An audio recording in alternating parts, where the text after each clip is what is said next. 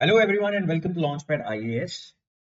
आज एक और रीजनल ऑर्गेनाइजेशन डिस्कस करने वाले हैं and this is one such topic जिस पे ऑलमोस्ट हर साल कोई भी गवर्नमेंट एग्जाम उठा के देख लीजिए, 2 से 3 क्वेश्चंस आ जाते हैं directly indirectly. Today we are going to discuss one of the most important regional organisations for the world, for Asia and for India as well. India के लिए तो इतनी जरूरी ये ऑर्गेनाइजेशन है कि इस इलाके से मैक्सिमम तेल आता है। तो हमारी इकोनॉमी, हमारी एनर्जी सिक्योरिटी, हमारी financial stability, everything is dependent on these countries. Plus एक और चीज बहुत इंपॉर्टेंट है कि करोड़ों इंडियंस रोजगार ढूंढने, एम्प्लॉयमेंट के लिए, अपॉर्चुनिटीज के लिए इन देशों में रहते हैं एंड बिलियंस ऑफ डॉलर्स वहां से इंडिया में भेजते हैं। एक बड़ी इंटरेस्टिंग बात आपको शायद पता होगी that after India's independence, till a few decades back, जब भी कश्मीर में कुछ होता था या इंडिया में कुछ मुस्लिम से रिलेटेड होता, तो ये सारी कंट्रीज इंडिया के पीछे बताया करती थी एंड पाकिस्तान के हक में खड़ी रहती थी। लेकिन आज ऐसा नहीं होता।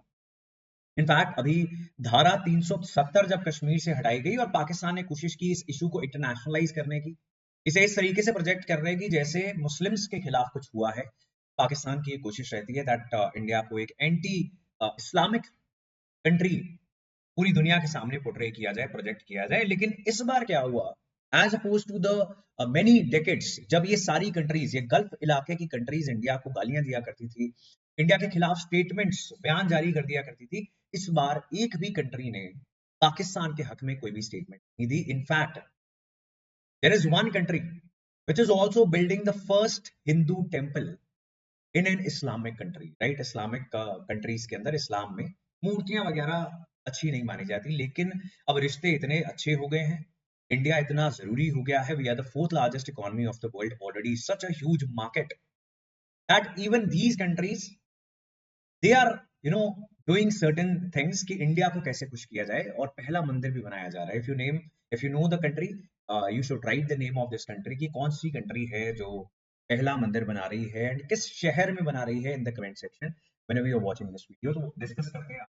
गल्फ कोऑपरेशन काउंसिल, ऐसे ही और बहुत सारी ऑर्गेनाइजेशंस ऑलरेडी इस चैनल पर डिस्कस की हैं। इंटरनेशनल रिलेशंस प्लेलिस्ट में आपको ये सारा कुछ मिल जाएगा और भी बहुत रेलेवेंट इंपॉर्टेंट टॉपिक्स। अपनी तैयारी को फ्री ऑफ कॉस्ट बहुत आगे ले जा सकते हो just by watching all these playlists covering multiple topics, multiple subjects and current affairs. So don't forget to subscribe if you are new, and अगर like का बटन दबाओगे, अगर ये सीखने को मिलेगा, तो और भी सजेशंस आपको आनी स्टार्ट हो जाए।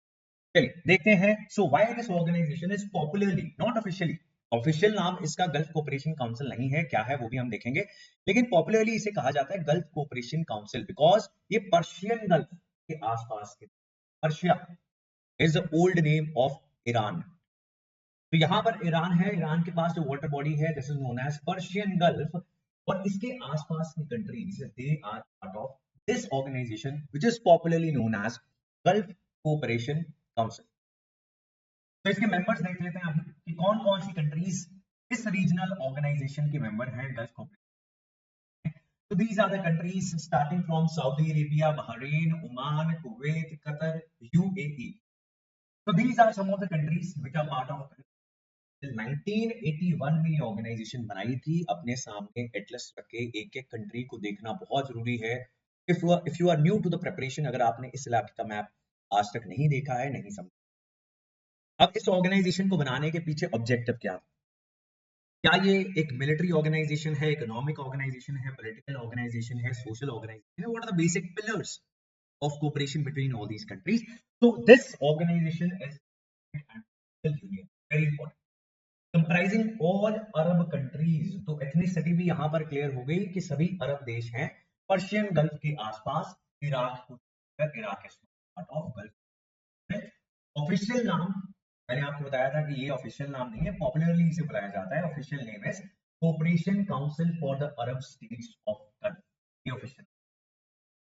Now the grouping it was formed क्यों? Because similar political establishments, ये ऐसे ही होता है। आप इंडिया के एग्जांपल लेते हैं, quad, quadrilateral group of 4 countries, India, US, Japan, Australia, ये इनके आप डेमोक्रेटिक सिस्टम्स देखो। सो पॉलिटिकल सिस्टम्स क्या है? डेमोक्रेटिक। सेकुलर कंट्रीज हैं, माइनॉरिटीज को यहाँ पर रिस्पेक्ट किया जाता है, प्लूरलिस्टिक कल्चर है, डाइवर्सिटी को रिस्पेक्ट किया जाता है, freedoms, human rights, ये बहुत जरूरी है. There are constitutions which are guaranteeing civil rights to the citizens and even many rights to the non-citizens. तो एक सिमिलर कल्चर होना चाहिए, पॉलिटिकल स्ट्रक्चर होना चाहिए, सिमिलर ऑब्जेक्टिव्स होने चाहिए, सिमिलर इंटरेस्ट होने चाहिए, तभी रीजनल ऑर्गेनाइजेशंस बन पाती हैं. तो वैसे ये सारी countries they are having almost similar culture, so they are based on Islamic principle, graphical proximity, यानी ज्योग्राफिकली भी एक दूसरे के नजदीक हैं, जॉइंट डेस्टिनी है, कॉमन ऑब्जेक्टिव्स हैं. दैट इज व्हाई इन सब ने ये मिलकर गल्फ कोऑपरेशन काउंसिल बना ली. तो ऑब्जेक्टिव स्टेट करते हुए क्या लिखते हैं, पीपल टू पीपल्स टाइज को बेटर करेंगे, similar financial, economic, customs, trade, tourism, administration and legal regulations बनाने की कोशिश की जाएगी. Then foster scientific and technical cooperation in agriculture, mining, industry, animal resources and water. ये सब चीजें most regional organizations में आपको मिलेंगी, चाहे Association of South East Asian Nations हो, चाहे ये organizations असल में मीन करती हों या नहीं करती हों. अब scientific and technical cooperation कितनी हो पा रही है, God knows, right? But this is the objective in the official document. Have a unified military, set up scientific research centers, joint ventures बनाए जाएंगे, private sector cooperation, different countries की companies एक दूसरे के साथ कोऑपरेट करेंगी. कुछ कंट्रीज ने तो बहुत अच्छे से कर लिया, दैट इज व्हाई यूएई, खासकर दुबई और आसपास के इलाके, they have become economic hubs. Everybody wants to go to Dubai to work remotely और for safety purposes. Similarly Bahrain बहुत एक बड़ा एक देश बन चुका है, कतर के भी कुछ शहर बहुत बड़े बड़े इकोनॉमिक कैपिटल्स हैं. तो they have done to certain extent all these things. Structure कैसा है, अब देखो बड़ी सिंपल सी बात है, इस कॉम्प्लिकेशन में नहीं जाएंगे, ये पीडीएफ भी आपको मिल जाएगी और आप रीड भी कर लोगे, लेकिन सिंप्लीफाई करना मेरा काम है तो वो मैं कर देता हूँ. सुप्रीम काउंसिल है एक गल्फ कोऑपरेशन काउंसिल की, एक मिनिस्ट्रियल काउंसिल है, एक सेक्रेटेरिएट है. सेक्रेटेरिएट क्या होती है जी, ऑफिस होता है, हेडक्वार्टर्स होता है, जहां से सारा काम किया जाता है, जहां पर सेक्रेटरी जनरल, डायरेक्टर जनरल, जो भी उस ऑर्गेनाइजेशन का नाम होता है, वहां के जो सॉर्ट ऑफ सीईओ होते हैं, जो सारा कुछ एक्सिक्यूट करते हैं, सारा काम करता है. तो सेक्रेटरी जनरल यहाँ पर बैठता है सेक्रेटेरिएट में. सुप्रीम काउंसिल में हेड्स ऑफ द स्टेट मिलते हैं साल में कम से कम एक बार. हेड्स ऑफ द स्टेट जो भी सबसे इंपॉर्टेंट फिगर होगी, मोस्ट ऑफ दीज कंट्रीज, यहाँ पर प्रेसिडेंट बोला जाता है, हालांकि ये डिक्टेटर्स हैं. Most of these countries they are Islamic dictator countries, right. India में जो सुप्रीम काउंसिल में पार्ट लेंगे डिफरेंट ऑर्गेनाइजेशन में, तो इंडिया से कौन जाएंगे, इंडिया से प्रधानमंत्री जाएंगे. We are having a prime ministerial government. तो जो भी ऐसे सबसे इंपॉर्टेंट पॉलिटिकल फिगर है इन सभी देशों की, they will be part of supreme council, चाहे वो प्राइम मिनिस्टर हो उस देश में, चाहे प्रेसिडेंट हो. This is the highest authority of gulf cooperation. Foreign ministers मिलेंगे मिनिस्टीरियल काउंसिल में, एंड सेक्रेटेरिएट मैंने आपको बता दिया, this is the head office, जहां से सारी रिपोर्ट्स, बजट, सारा काम काज किया जाएगा. I hope this is clear. अब आते हैं सबसे इंपॉर्टेंट चीज के ऊपर, जो हमारे लिए एग्जामिनेशन पॉइंट ऑफ व्यू से बड़ी इंपॉर्टेंट चीज है, that is gulf Cooperation council और इंडिया के रिश्ते क्या है. So these countries, as we discussed, they are having a lot of hydrocarbon resources, petroleum reserves बहुत ज्यादा है, गैस यहाँ पर बहुत सारी है. इंडिया की energy security, because we are dependent for energy on these countries and even other regions also. अभी हम डाइवर्सिफाई करने की कोशिश भी कर रहे हैं कि सिर्फ इस इलाके से हमारा 80% से ज्यादा इंपोर्ट होता है तेल का, गैस का, जो एनर्जी रिक्वायरमेंट्स है. तो हम अफ्रीकन कंट्री से, लैटिन अमेरिकन कंट्री से, उनसे भी एनर्जी रिक्वायरमेंट्स पूरी करने की कोशिश कर रहे हैं. लेकिन अभी तो बहुत ज्यादा डिपेंडेंस है इन कंट्रीज के ऊपर, and that is why these countries become important for us and India becomes a very important market for दीस.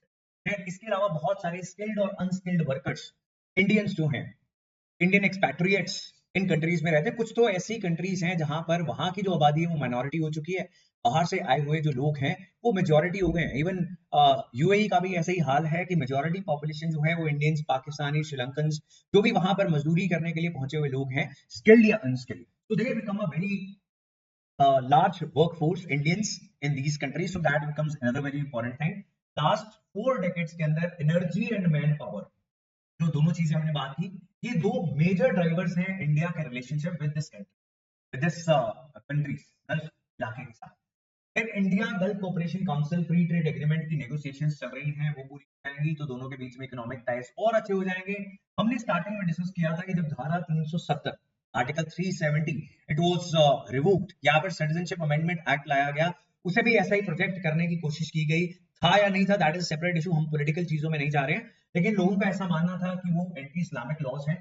ना यूएई ने, ना सऊदी अरेबिया ने, जो इस इलाके के लीडर्स माने जाते हैं, जो हर बार कश्मीरी मुस्लिम्स या फिर इंडियन मुस्लिम्स के ऊपर कोई ना कोई बयान दे दिया करते थे, उन्होंने कुछ भी इंडिया के अगेंस्ट स्टैंड लेने से मना कर दिया, पाकिस्तान की साइड लेने से मना कर दिया। दोनों इंडिया और गल्फ कोऑपरेशन काउंसिल के members, they are part of FATF, financial action task force, जो अक्सर पाकिस्तान के खिलाफ टेररिज्म फंडिंग के चलते एक्शन लेते हुए नजर आती है। Financial action task force is an international organisation जिसका बेसिकली काम यही है कि इंटरनेशनल सिस्टम के अंदर जो पैसे का लेन देना है वो साफ सुथरा रहे, वो टेररिज्म फंडिंग के लिए, हवाला के लिए, इलीगल एक्टिविटीज के लिए, ड्रग स्मगलिंग के लिए पैसे का इस्तेमाल कंट्रीज ना करें या फिर कोई प्राइवेट बॉडीज भी ना कर पाए। So that is a function of FATF। दोनों इंडिया और GCC मेंबर्स इसके पार्ट हैं।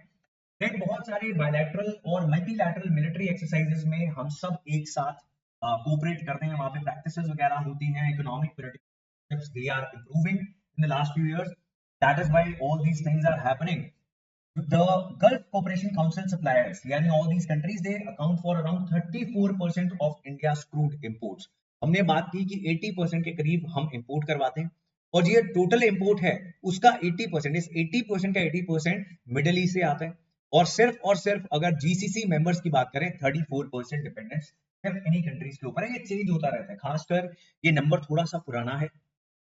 और यूक्रेन रशिया लड़ाई के बाद हमने रशिया से बहुत सारा ऑयल खरीदना स्टार्ट कर दिया, बिकॉज हमें डिस्काउंटेड प्राइसेस पे मिल रहा है।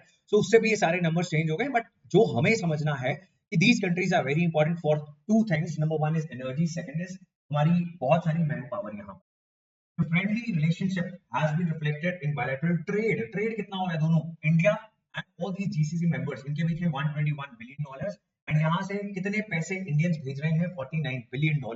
तो अगेन ये भी फिगर बढ़ती रहनी चाहिए, होपफुली कि ट्रेड भी बढ़े इंडिया का इन सभी मेंबर्स के साथ, और एक्सपोर्ट बढ़े तो और भी अच्छी बात है, और इंडियंस ज्यादा पैसा वहां से वापस भेजें, that will be again a very good thing. So ये नंबर भी चेंज होता रहेगा, लेकिन हमें यहाँ पे आइडिया ये लेना है कि गल्फ कोऑपरेशन काउंसिल और इंडिया के रिश्ते कैसे हैं। So that is all for this topic. ऐसी और वीडियोस मिस ना हो उसके लिए आपको क्या करना है, आपको लाइक करना है, सब्सक्राइब करना है। चीजें समझ में आई या नहीं आई, वाज दिस वीडियो हेल्पफुल और not, you can write that down in the comment section. That is all. मिलेंगे नेक्स्ट वीडियो में। Good bye.